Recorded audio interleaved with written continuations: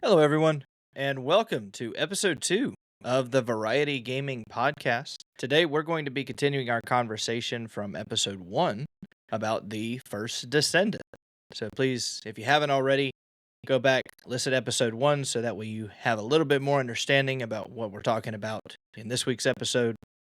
We're also going to be talking about the fire sale that's taken place for this summer, the Steam Summer Sale, which at the time of this episode being published has since ended. We're going to talk about some games that we purchased, games that were on the summer sale that we have played in the past, and just our overall feel for those games. So, with the First Descendant, this game has me hooked. I mean, like a fish caught on a line hooked. I've sunk 76 hours into this game, and it's only been out for 2 weeks now. So I'm fully committed to this game. It's got so many good things going for it, at least for me personally. One of them is the power and difficulty scaling. It's not that I'm so overpowered, everything becomes easy, and it's not that things are so difficult I'm dying every single time I turn around. A lot of people are getting hung up on Hanged Man, which is the last boss in normal mode before you start to getting into the hard mode content. And that's something that I appreciate is that segue from normal difficulty to hard mode difficulty.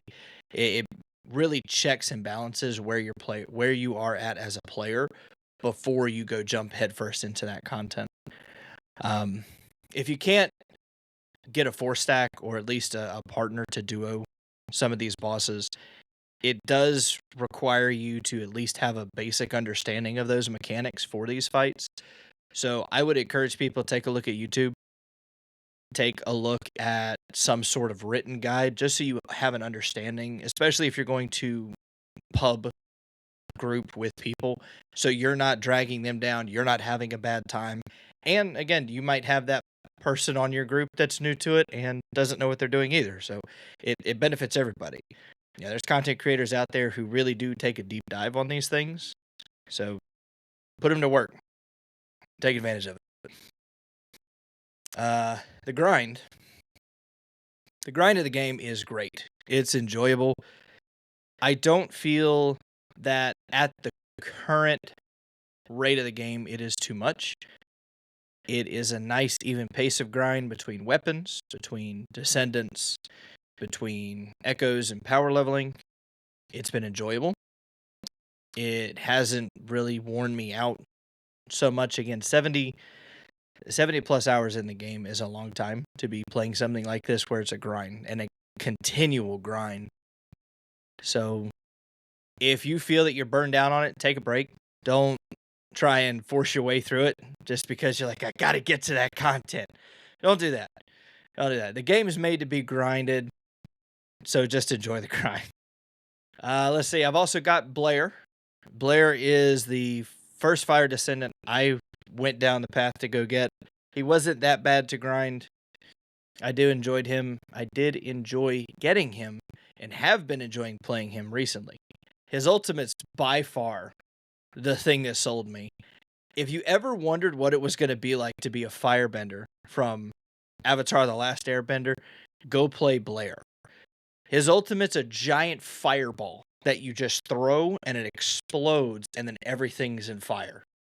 And I feel like as you add in, there's a module called skill expansion. I think that fireball gets bigger. So then it's going to be a real fireball. It's going to burn everything and you just watch it happen. So Blair's a lot of fun. Also have Freyna, level 40. Maxed her out, so that gives me Freyna, Bunny, and Viessa all level 40. Blair will be my next one. The grind for the proficiency levels and the mastery levels has been enjoyable, especially with the different battle pass challenges. So you have your week 1, week 2 challenges currently released, and then you have your season 0 challenges. So far, week 2 has focused more on using Freyna than I wonder if weeks 3, weeks 4 is going to start focusing more on individual descendants, which leads into some of the things I have discovered in the game. That being the outposts require, in order for you to get the bonus chance of getting that legendary amorphous, which you need to grind ultimate versions of descendants, you need Sharon, because you have to stealthily complete the outpost, not go in guns blazing. The only stealth character currently is Sharon. So the fact that they are starting to, or the fact that now the community is starting to realize, okay, there are certain descendants that I'm going to need in order to continue progressing into this game, is fantastic. I love it. It gives each descendant its own unique personality. It gives each descendant their own unique, I think the word I'm looking for is versatility. They're versatile. And that helps me as a player, because if I want to grind a certain way, then I can get that descendant and go grind that way. I think another one that has it is Enzio, where there are certain locks that only he can unlock. So that's really cool that they're doing that. I'm curious if, as the game progresses, they are going to start incorporating some of those into future descendants, and maybe even double backing on some past descendants. That would be something that would be really cool, and kind of revive some of the descendants. As the game progresses, I feel like some of those descendants will become more and more outdated. You won't see them a whole lot because people want to play the newer, shinier thing. But still, kind of having people need those descendants really helps. Also, being limited to the 10 slots currently, smart way by Nexon to kind of nudge you in a direction to need to pay for more descendant slots. I like that. I've also gotten the Albion Cavalry Gun and Sigvor's Proof to proficiency 40. Sigvor's Proof is the Battle Pass legendary launcher. So that being upgraded to 40 is nice. Now it's just as I progress the Battle Pass, I'll get the unique ability upgraded. Cavalry Gun being upgraded. I like the Cavalry Gun. Even though I don't fully understand how the unique ability works, it's still a very strong weapon. So go get it. It almost hands it to you from the story content and rank it up. I don't know if I'm going to grind it to try and max it out, because again, I just never see. I don't know what it does. It's supposed to do something with stunning an enemy, and yeah, I don't know.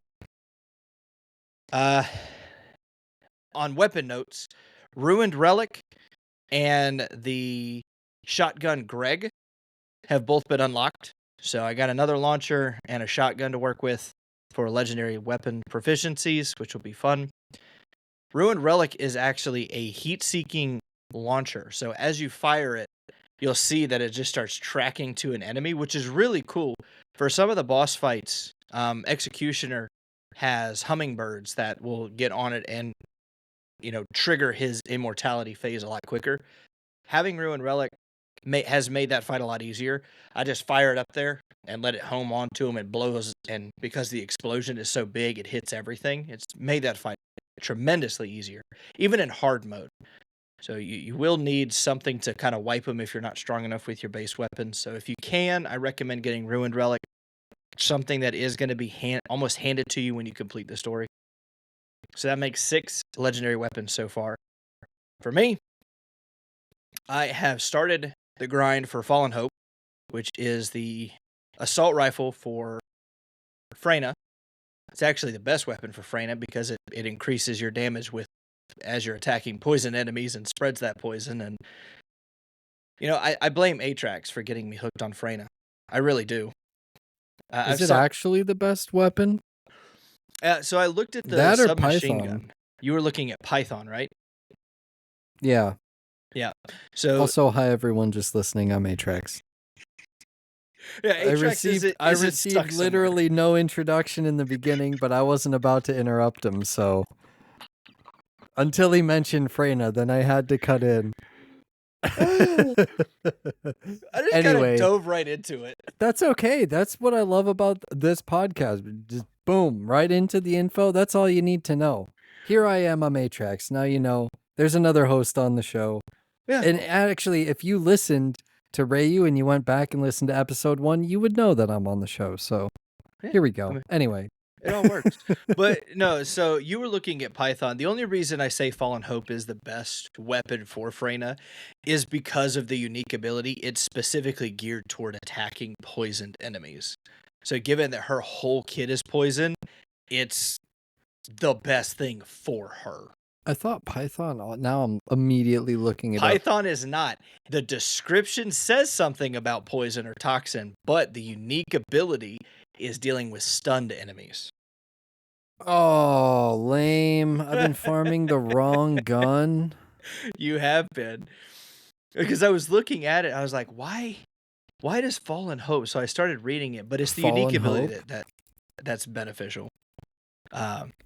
So if you mix that, and then there is a weapon module called I think it's like toxic conductor, something like that, but it actually increases your firearms attack rate or attack percentage while you're hitting poison targets. So like you throw that on top of Fallen Hope, on top of using Freyna, it's a fantastic little burn mechanic with her.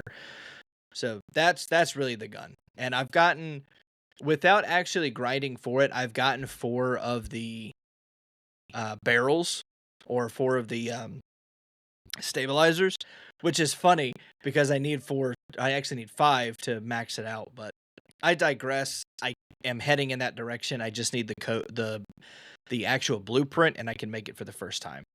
So that'll be a fun one to focus up with Freyna. And like I mentioned, Freyna being the focus for week 2's challenges has really steered me in that direction. But she's a lot of fun.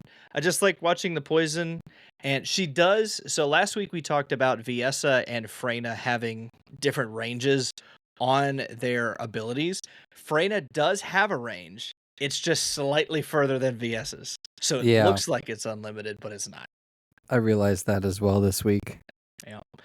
Also, I didn't realize it. Her third ability, where it throws out, is completely useless if the enemies are in the air. Well, yeah, it's a puddle on the ground. Well, I thought like if I throw it, it hits them, it will splash on them. Like, you know. Oh, I think it just stops the puddle, and then the puddle will fall where they're at. So like if you hit enemies with it, because I have hit enemies, but I don't think it does damage. I think it just causes the puddle to be wherever they're at. Yeah. Which, I mean, don't get me wrong, it's great for like, you know, cleaning up trash mobs and stuff. But when I'm fighting Hangman and, you know, I throw it and I realize that's not actually doing any damage to him. That's a pointless ability in this fight. Okay, good to know. Well, you gotta throw it at his feet. You gotta throw it out. Oh, is Hangman completely Hangman's flying? completely in the air. Oh yeah, he's not on the ground at all. Useless. Oh, you haven't I fought guess Hangman your yet. your second ability. Yeah, I'll get into it a little bit more in my section, but yeah, I still haven't completed story, basically, to sum it up. Well, I mean, you're saying you haven't completed. I completed the normal difficulty. As I mentioned, I'm into the hard content, which, believe it or not, you gain access to hard mode content prior to beating Hangman. So what I mean by that is you can go and you can grind the hard mode stuff for level 100 gear if you want to. You don't have to fight Hangman. I believe story ends before Hangman, right? And then, or like you get Hangman when story ends, and then potential spoilers. And too late. But then as soon as you finish the story, then hard mode unlocks. So I guess you don't have to beat Hangman because it's not part of the story, right? Right. Hangman is not part of the story. It's just the segue into that additional content. You do have to beat Hangman before you can go into hard mode void intercepts, though. So that's the segue to it. So if you're looking to farm legendary weapons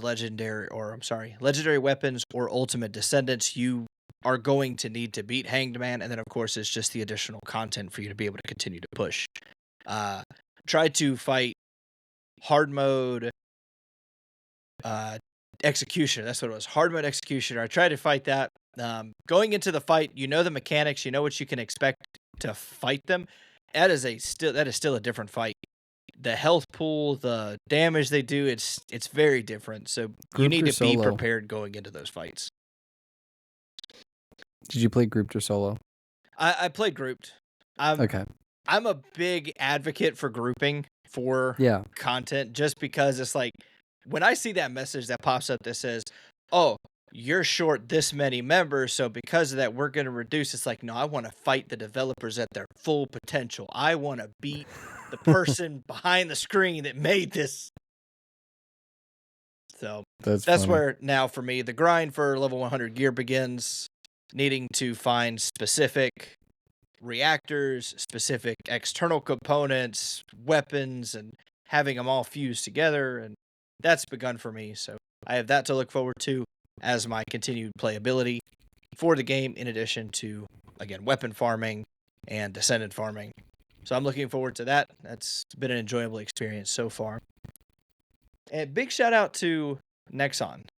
As the publisher and the developer of this, they've done a great job listening to the players. From the crashes and the compensation that we received when the launch went sideways, I know a lot of people took advantage of it, got a lot of gold, a lot of proficiencies, and Descendant leveled up. So that was awesome to see. And matchmaking for hard mode ops. They did a hot fix because the community wanted this in the game so badly. They're like, why are we having to 4-stack queue for hard mode operations?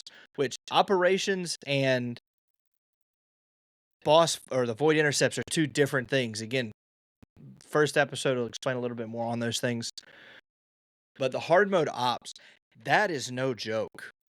Like the trash mobs are one thing, and you feel like, oh, okay, this isn't that bad. No, you can choose. They have little menus that you can choose. Okay, we're gonna have their health increase, their damage increase, the this, the that. Like you can scale that thing to high heaven, and it's a whole other world going into those. So I can understand why people wanted it to be group queue, because if you can't get a 4-stack, you're missing out on the content. But I also see the side from the developers where if you're going to do this type of hard mode content, you certainly need to have the gear and know what to expect going into those fights. So there's two sides to it, but the developers did go forward and introduce that into the game. So I just love the communication, the feedback that they're bringing to it. It's been awesome for them. So Atrax, what about you? How has First Descendant been treating you this past week? So I've played less than you. For reference, I played 30 hours, I believe. That was what I said last episode. Launch week. This week, back to normal life, back to work, all that fun stuff, no time off. So I only played 10 hours, which, if you think about it, like that's it's a lot after work and all that. But I had a good time. I'm still enjoying this, like the hype and the enjoyment, the feeling of I'm at work and I just want to go home and play TFD is still there. And I have been doing some other gaming stuff, mostly with Counter-Strike. So I haven't been able to focus solely on TFD. But like I said, I played 10 hours and those 10 hours were successful. I really want to quickly say before I get into what I was saying, what you were saying earlier about that they want you to pay for more slots because like certain descendants have like, oh, you need this descendant for this and you need this descendant for that. And for people who main this game or that's all they play, they have the time, they're gamers. I totally get it because I think the grind hits a good medium of you play enough to get stuff. But also for me, just going through the story, I've gotten a lot of good legendary parts and stuff like that just naturally. So I can't imagine what a concerted effort to get this or that for me would merit. Obviously, I have done a little bit of this week, but I don't know. For more casual players who just want to play with one descendant the entire way through and then they're limited because they need this descendant for this and this descendant for that, they might be incentivized to play, but it might also push them away from the game because they feel like, oh, I have to buy this descendant. There's a free to play game and like I can't just spend money where I want to. I'm kind of corralled into buying this or that.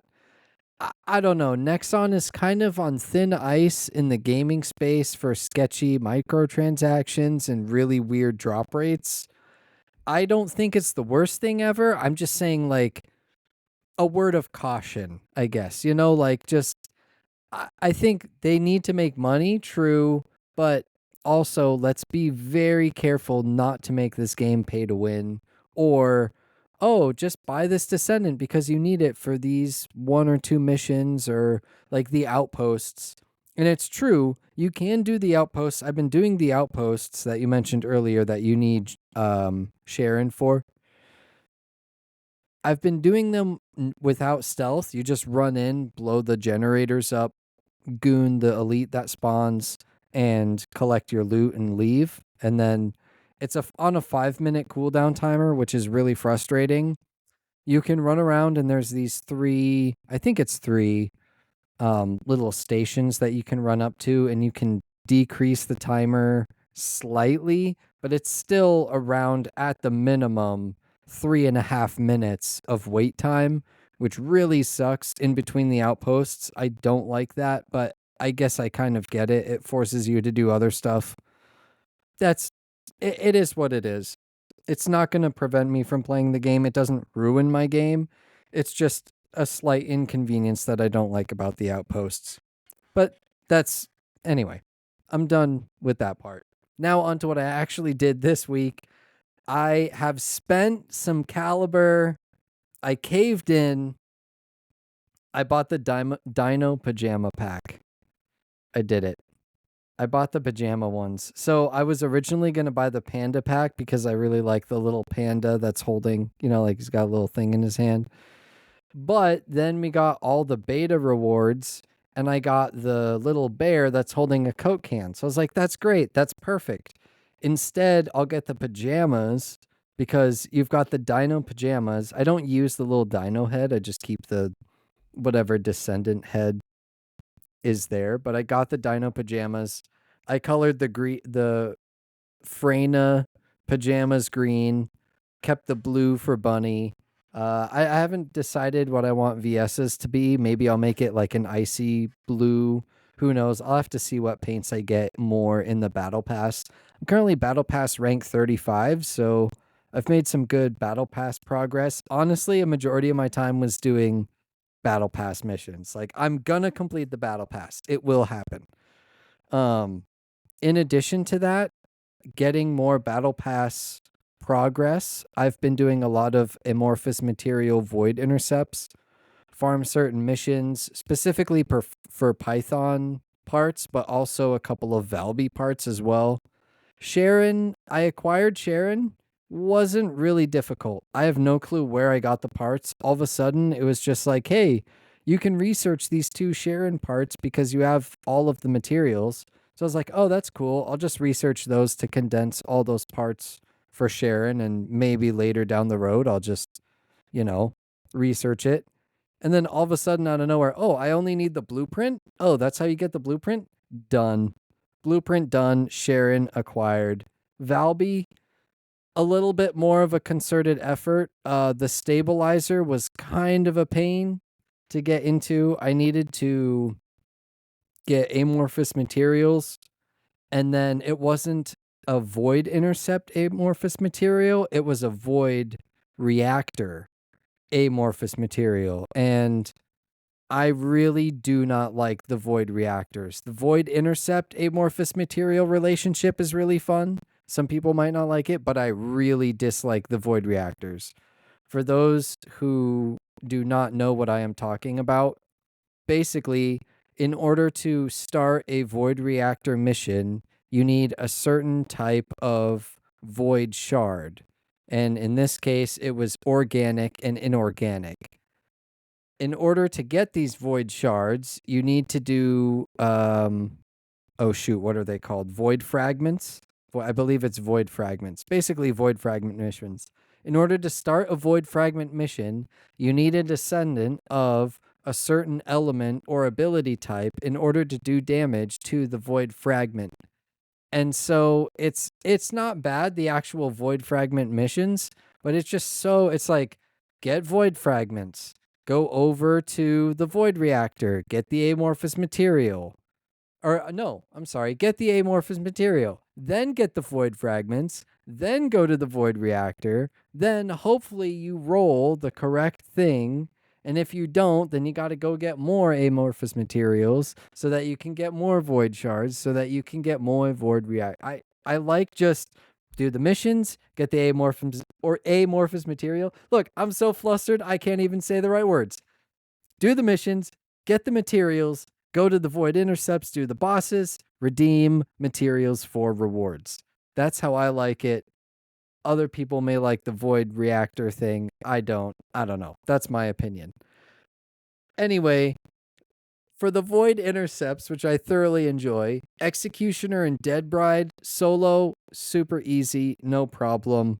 I imagine with pugs, it would be, or not pugs, but groups, it would be relatively easy. Pugs depends on how hard I need to carry. I don't like doing pugs. I mostly play solo unless friends or other people need help with it. Executioner, Dead Bride, no problem. I did the Destructor. Is that what it's called? No, Which one? Devourer. Devourer. The Devourer. I did the Devourer solo. That's done. Easy. Like I said, Sharon and Valby also acquired Albion Cavalry Gun and Nazistra's Devotion. Also 2 legendaries I acquired. I'm up to 4 legendaries now.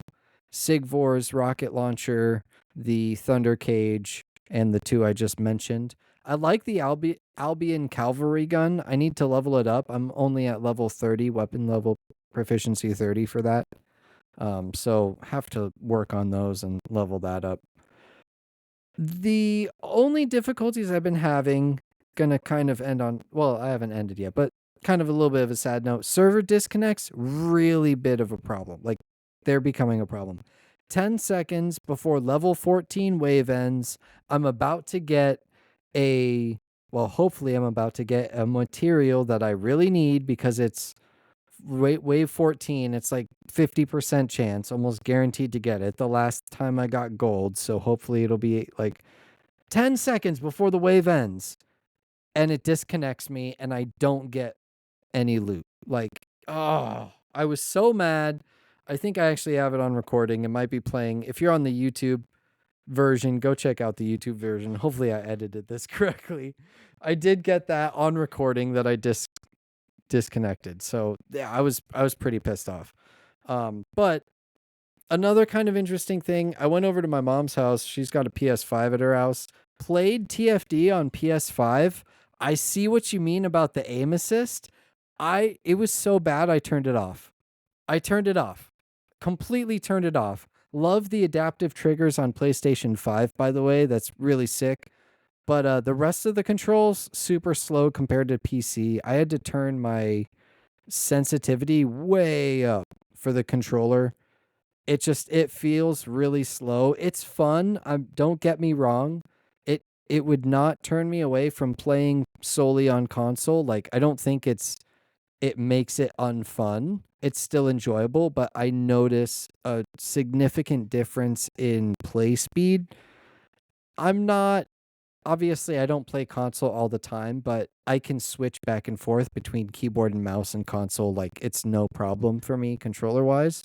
So maybe I just needed to play a little bit more, but for the beginning, the gameplay speed felt relatively slow using a controller as opposed to using mouse and keyboard.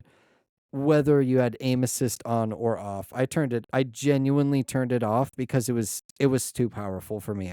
I couldn't handle it. It was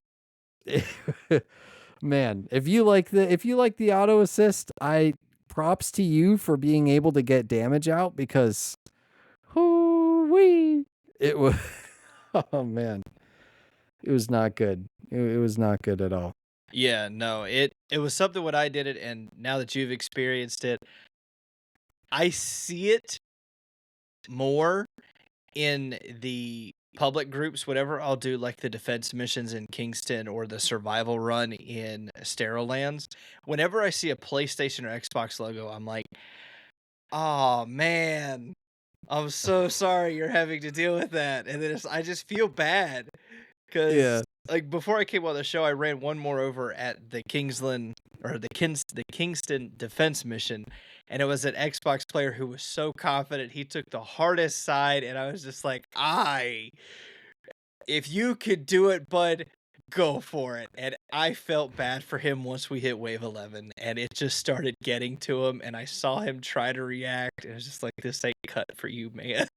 Yeah. I'm telling you, if you're struggling on console, try turning the aim assist off. Like even when I turned it off, it felt like there was a little bit left.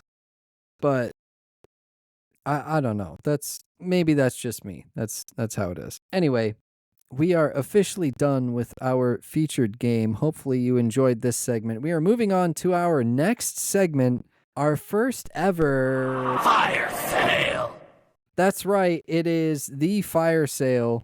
Our recurring segment, we'll be talking about just gaming sales in general, all sorts of fun savings that you could have on games. Unfortunately, the sales we'll be talking about today have already ended on July 11th. That's the Steam Summer Sale that we're talking all about. Now, I usually spend, in terms of getting into Steam sales just in general, I usually spend like $100. I know there's 3 sales a year. There's the big ones anyway. There's the summer sale, there's the autumn sale, and there's the winter sale. And those sales are huge. I love Steam sale time. But this season, I spent $32.50. I can you 32.5% of what I usually spend. But you know what? I think I spent it wisely. I got $12.50 went to the Stanley Parable Ultra Deluxe Edition. I've seen a couple of playthroughs of this game, but even so, it is very different the way that this game interacts with you. There's so many different endings, and especially the Ultra Deluxe. I've only seen the base game playthrough. The Ultra Deluxe edition has a whole bunch of DLC and other stuff. So, and that was already years ago. So I'm super excited to kind of get into this game over the next couple of months. The Steam sales, these games for me always like I'll buy 3 or 4 or 5 or 10 and they'll just go into my list and I will play them, but over the course of a few months. This will be the same way. I'll probably dabble in it a little bit and then it'll hook me probably when TFD slowly ramps down. Although I don't know, that might not happen because we've got new Descendants coming in August. But that was my first purchase. The next one was this game is actually going to be delisted in December, and that's Forza Horizon 4.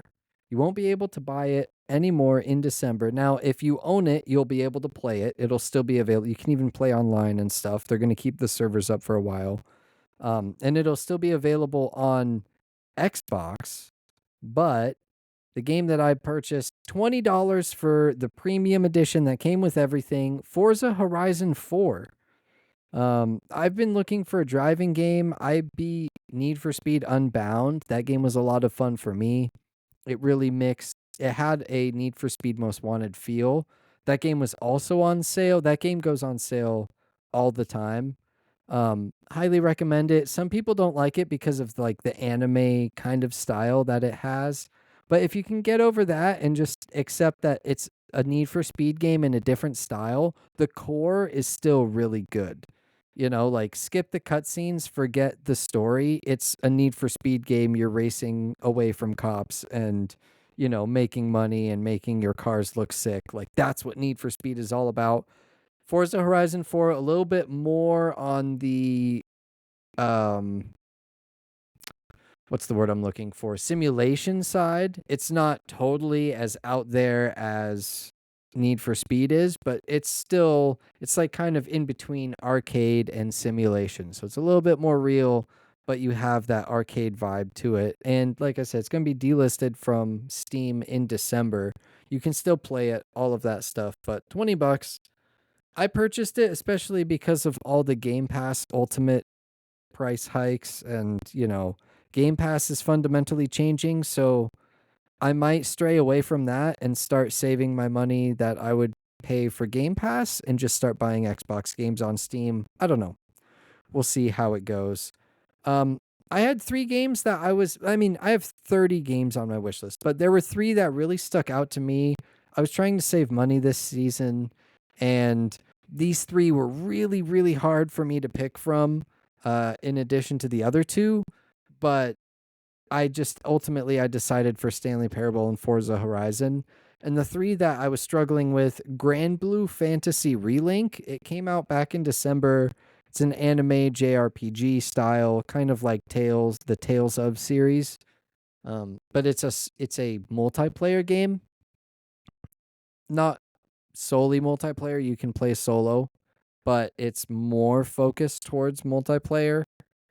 I really like the style of the JRPG anime games, especially when they're really well done and they're self-contained. They're not left open to be a live service or, oh, we want to add on this and that. There's DLCs which are acceptable, but I think the Tales of series does it pretty well. Code Vein, another great anime JRPG style, that was more of a Souls-like game. Those were also on sale, but I already own them. So you can check those out if you want. Grand Blue Fantasy Relink, though, $42 for the base game, $56 for deluxe on sale. I know it came out back in January, so I just decided I'm going to wait until the autumn or winter sale to swoop those. I'm trying to save, like I said, trying to save a little bit of money this time, so I'll just wait for the game to drop in price a little bit more. Still great reviews. I was really hard to decide, but I decided against it. Also, the Guild Wars trilogy, 75% off. Guild Wars 2, really, really top tier MMO right now. I highly recommend it to a bunch of people, especially if you don't want to buy a subscription for WoW or Final Fantasy or any of those other MMOs. Highly recommend Guild Wars. The Guild Wars trilogy, $750 at 75% off. So it was really tough to decide against that too, because it's an old school RPG. A lot of the people that I know still play it. If you're listening to this, you might play it actually. If you're one of the people that I send this episode to. But that was a tough one. And also Balatro, it is a card game. It's a roguelike card game. A couple of other people that I know play it too. It's $15, but Balatro was only 10% off for $13.50. So I said, no, that's 10%'s not worth it. I need a little bit more of a sale. Come on, like maybe winter sale, it'll be more like 20% off or something. I could merit buying it, but especially when I was already paying $12.50 for Stanley Parable, which I believe is normally $30. So it was tough for me to pick, but that was what I was really looking at this Steam Summer Sale. I almost didn't buy anything, but then I decided for Stanley Parable, Forza Horizon, and I had that internal struggle all Steam Summer Sale of the other 3. But what about you, Rhaiu? What did you have on your list? I see, I'm looking at the notes here. Oh, we're in for a treat. Yeah, I'm a big advocate for game sales. Before digital games took over, I was a big advocate for GameStop. I still like to drop by there every once in a while. There's something about the memories crashing in, the old midnight releases where you were lined up outside GameStop with your buddies and getting that one copy of Modern Warfare or whatever your Call of Duty preference was at the time, or Halo if you were on Xbox. It brings it back when you walk in and you can have these types of gaming conversations with other people and they just not look at you funny. No, so I've got a list of games here. I didn't spend a lot. I will say that I was more interested at seeing what was on sale, why it was on sale. But the only thing I did purchase was The Witcher 3. I have not played this game in so long. I've forgotten how good it is. It was less than the price of a Big Mac at McDonald's. It was like under $5. So Wow. my wife called me and she said, "Hey, this game's on sale." I said, "Yeah." She said, "Okay, you want me to buy it?" "Yes." So she did. That's awesome. That's I'm great. very thankful for that. So I have that. I'm looking forward to playing it. I had some trouble getting the game to launch, and if you go down the rabbit hole, if you buy Witcher 3, and if you don't already have it, you haven't downloaded or anything. If you buy Witcher 3 and you have struggles with it and you go down the rabbit hole of reading the Steam pages, the Reddit pages, the whatever to try and find it, let me save yourself some time. All you need to do is go into the properties of the game on Steam. Just go into the gear setting, go into properties, and just type in dash dash launcher dash skip. Click general to save it, and then launch the game. I did not know this, but apparently CD Red had its own launcher for games, and that crashes the game. Don't know why. I skipped the code, I skipped the launcher, game launches perfectly fine, plays perfectly fine. There's something with their launcher that's a problem. Don't know, don't care. I don't like games that have their own independent launchers. They annoy me. So, that's what I did. I'll be playing that whenever I'm not grinding TFD. So, they'll be able to get some really cool storylines and relive some memories from that. Cyberpunk was on sale. Cyberpunk, another CD Red. I'm seeing a pattern here You're already. CDing a pattern. Wow, but that was bad. So Cyberpunk was on sale. This game had so much hype to it because Keanu Reeves was in it, and Keanu Reeves helped promote the game. It had a very rocky launch. I mean, very, very rocky. It was still a lot of fun, and it still is a lot of fun if you haven't played it. I enjoyed Cyberpunk so much when I played it that I actually bought the physical strategy guide. Now, I'm showing my age for, those of you that still think, oh, let me go on YouTube and look it up. No, this is one of those big, thick strategy guide, cover to cover. Hey, there's a mission over here that you could get this gun, so go do that, and then you go do this story. Yeah, I bought that. Kingdom Hearts 2. Oh, I bought that strategy guide. I will never forget. Amazing. Changed how I played the game. And it feels different. It feels like you're not missing anything, and I feel it prolongs the game a little bit while you're looking at the strategy guide as you're playing it. It's fun. So I have that. There was also Football Club 24. This is FIFA. It's FIFA. EA and FIFA had issues, so they changed the name. They've been doing this a lot with a lot of games lately from EA. They're just changing the titles.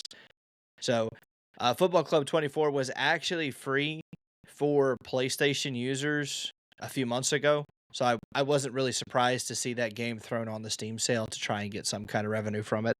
But if you like soccer, if you like the sports games, definitely pick it up, or pick up 25 if you want to spend the extra money. There's really never any kind of differences between sport games, in my opinion, from one year to the next. So it was there.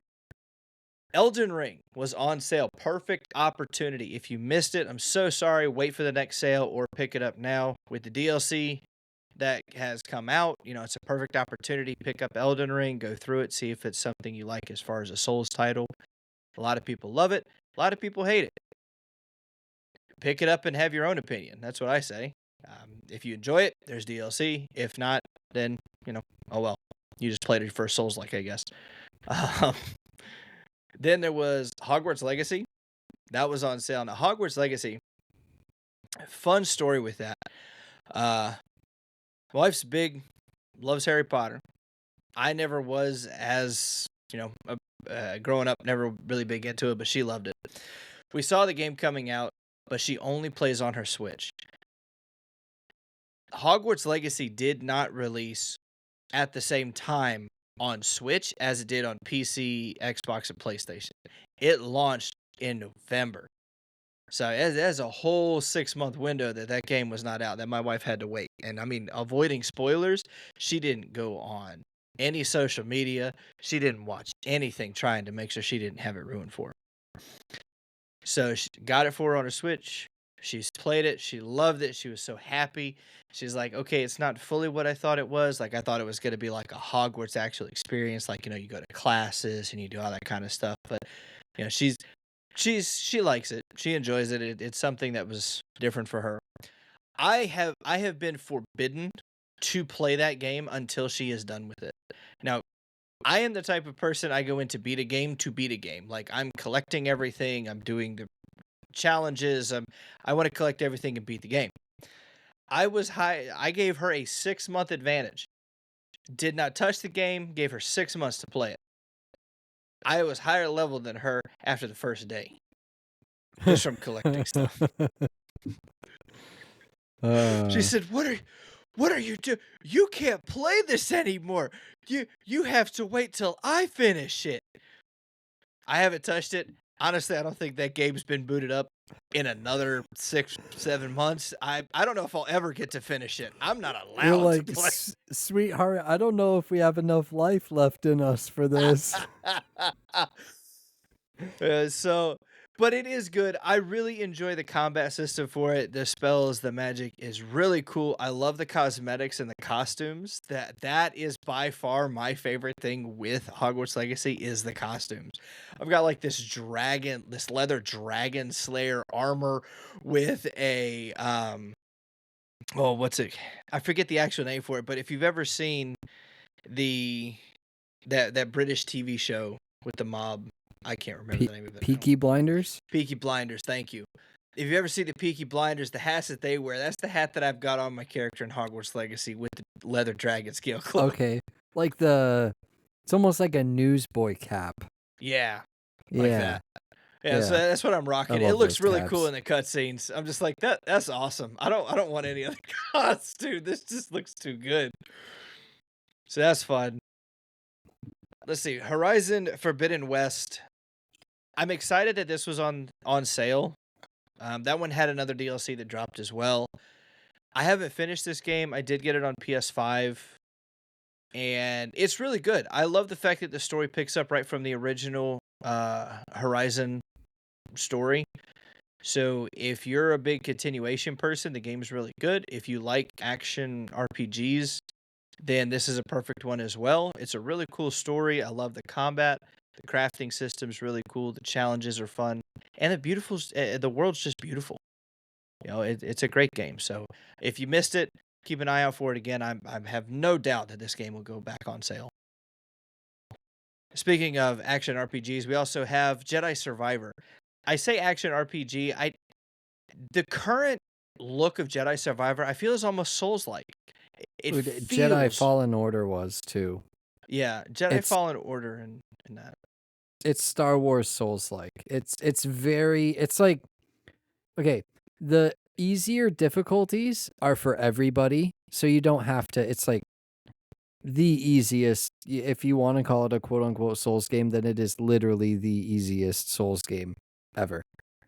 But Yeah, on Grandmaster, it posed a challenge. Not even close to Dark Souls, in my opinion, but I would say that the hardest in Fallen Order, I didn't play Survivor, but the hardest in Fallen Order would rank like 3 or 4, maybe 5 on a difficulty scale for Dark Souls.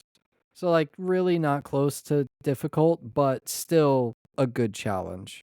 And if you're a Star Wars fan or a Dark Souls fan, Fallen Order and Jedi Survivor, great games, especially if you can get them on sale. I think they sell a bundle, both of them on sale, so check yeah. that out. Highly agree.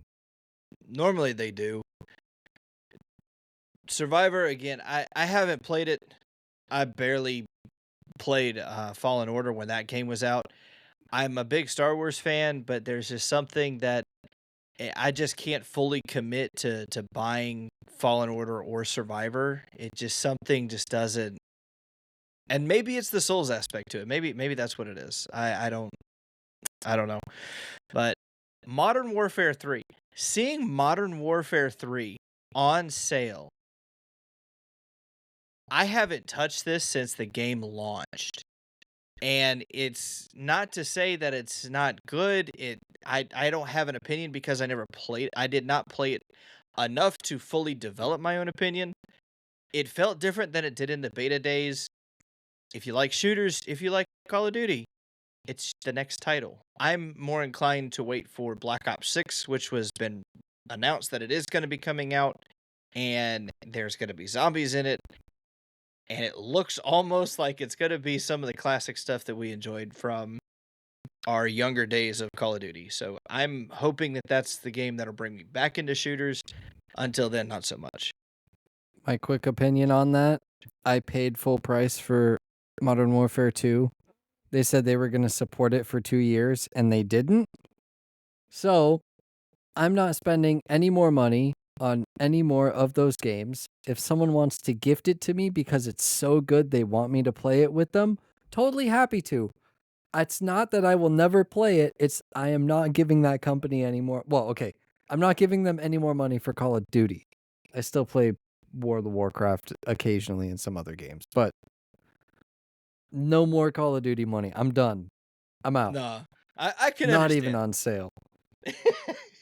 Not even if it was less than a Big Mac. Again, if someone's gifting it to me, they can. That's cool. Oh, hey, it's $7. Great, go ahead. Pay me the $7. If it's not good enough to buy it for me on sale, then people that know me know I gift games all the time. $7? Nah, fam. Well, we also had a Sea of Thieves. Sea of Thieves was on sale. I cannot get into this game. I have tried so many times with so many different people, from a 2-stack to a 4-stack. I can't get into this game. I don't understand how people enjoy it. It's just to each their own. It's just not for me, but it was on sale. So if you wanted to pick it up, go for it. Apparently it's a good game. I've had good times. It is pirate RP. If you like being a pirate, and sometimes it's fun to just be a pirate and drink lots of grog and throw up in a bucket and throw it on your friends, or go out on the high seas and play the mandolin and the drums and the accordion together and ride the waves. And I can understand that, but yeah, it's also like you have your friends and you play it, or you just don't. I can't imagine playing it solo. Yeah, I don't. But on a high note, Remnant 2, this one was on sale. I want to, just from the time that I played Remnant. It was fun. I enjoyed the again, action RPG elements to it. It felt good when I played Remnant. But with the First Descendant being out, it being free to play, I don't know if I'm gonna have time to play Remnant 2, just from the grind of TFD and other things that are coming down the pipeline. But it was on sale. I definitely It, recommend it it's if you so enjoy those. good. I do too. I played it through. It is. There is one boss in particular that it's one of those bosses in the end. Really not that difficult. Kind of a pain if you're doing multiple playthroughs, which is one of those games. Definitely multiple playthroughs, but oh man, it is. It's really really good. Highly Then we had recommend. Sniper Elite. I don't know how long this story has gone on for. It used to be just one Sniper Elite. Now I think this was Sniper Elite 4 or 5 or 6 that was on sale again. All right. if you Cool. if you like sniping and you like the slow down animations on the kills and the challenges, it was on sale. I played it was a PlayStation Plus free game, Sniper Elite 3, I believe. I got in, I played it, I enjoyed it. It was great. Good story, love the action and everything. I'm just not a fan of a continuing thing, especially that type of a continuing where it's just one single player and you build a kit and you go in and you clear the missions. That's just not for me. But it was on sale, so if you missed it, take a look. I'm sure it will be on sale again. Street Fighters 6 and Mortal Kombat 1 both were on sale. I enjoy watching people play fighters, and these are no exception to that. I really enjoy people who are very good at fighters play them. because they're very good, and like actually taking one of the characters and being able to fully do their move set and knowing when to parry, knowing when to block or to grapple and do all of these really cool things is really awesome to watch. I don't have the skill set to do that. So again, it was on both of those were on sale this past week. If you're into fighters, pick them up. I know that there's Mortal Kombat X, or is that before one? I don't know. These were on sale. In addition to fighting, we have some fake fighting. We got WWE 2K24.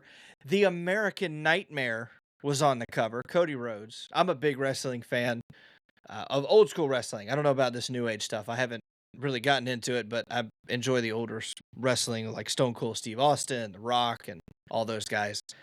So this game was on sale.